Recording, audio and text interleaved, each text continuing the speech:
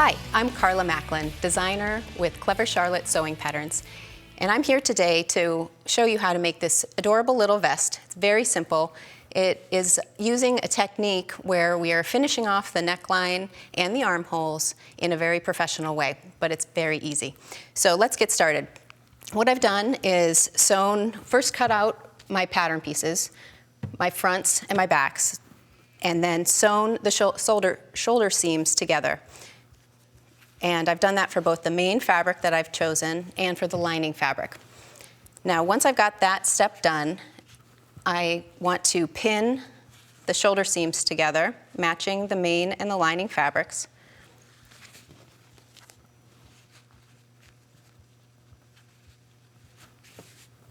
And I'm going to pin all the way around the neckline, and in this case, the center front, all the way to the hem, as well as the armhole openings, pinning all the way from the edge of the pattern piece to the other edge of the pattern piece. So I've got this already prepared over here.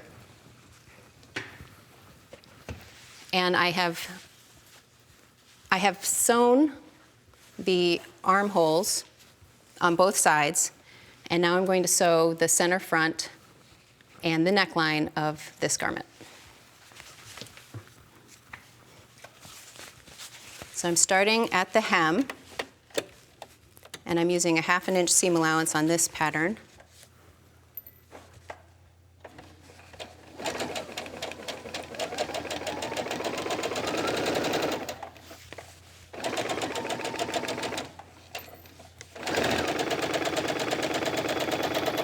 And before I get to the corner, one tip I like to tell people when they're sewing a right angle is get one stitch away from pivoting and do a diagonal stitch where it allows the fabric to turn into that corner and be a point when you get it to the right side, even though it doesn't look like a point when you're sewing it from the wrong side.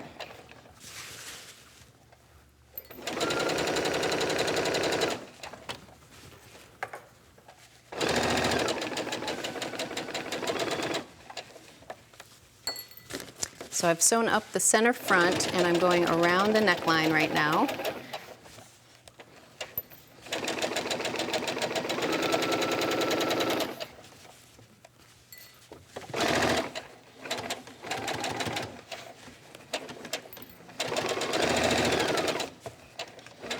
I'm coming down the other side of the center front.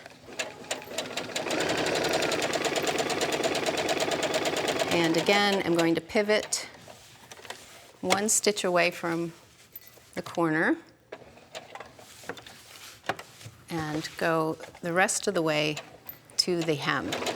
If your pattern has a button or zipper front opening, you would not be inclined to do this sew all the way down to the hem. You'd leave that open and finish that at a later time.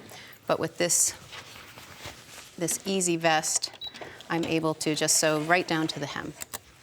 So now that I have this neckline sewn, I want to make sure that I'm clipping all my curves at about 1/2 inch intervals. I like to get a little bit closer together when I've got a tighter curve. And I'm getting right up close to that stitch line without cutting into it. And I have one here already prepared where I've finished the neckline and clipped all the way around both armholes and the neckline. So here is where the trick happens. What you want to do to get this finished on the neckline and the armholes is to reach between the two layers, and you're grabbing the right-hand side and pulling it through to the right side of the garment. And it takes a little futzing with the fabric to get it all to come through. You can use your fingers to get that seam turned all the way, and then you want to reach through the other side, the left-hand side, and pull that through as well. And you can use a point turner at this point to get those the points of the lapel nice and crisp. And I like to give it a finger press all the way around so that it really starts to take shape. And at this point, you need to get your iron out, take it over to your ironing board, and press all around the garment where you've sewn. And you'll notice that the only seams left unsewn at this stage of the vest are the side seams and the hem. So our next step is to, see, this one's nice and pretty and has been pressed. Our next step is to sew the side seams together. And this is tricky to describe, but it's very easy to do.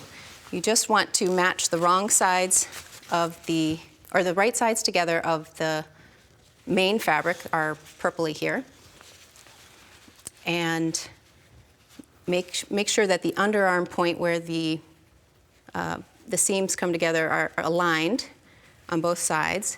I put a pin there first, and then I put a couple more pins on either side of that side seam. It doesn't matter where you press the, or you put the seam allowance that's caught in there.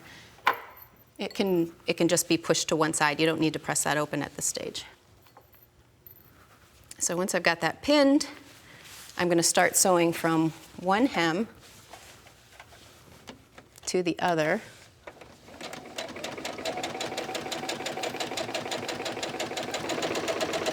And when I get to the underarm point where the main fabric meets the lining fabric, I will leave my needle in the down position and pivot ever so slightly to make sure I'm following the side of the vest.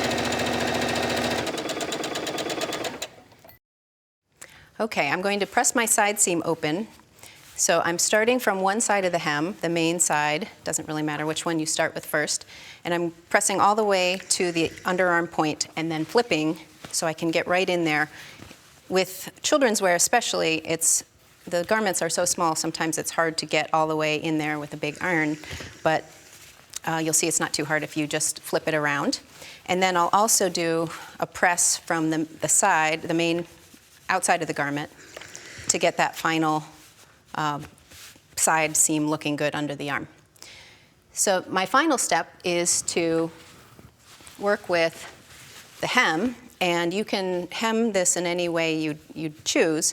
I tend to press the seams under the 1/2 inch on both the main and the lining fabrics, and then I sandwich them together, aligning them with some pins, and I will either top stitch or hand sew. I tend to hand sew with a whip stitch or some kind of invisible stitch along the hem to make it finished.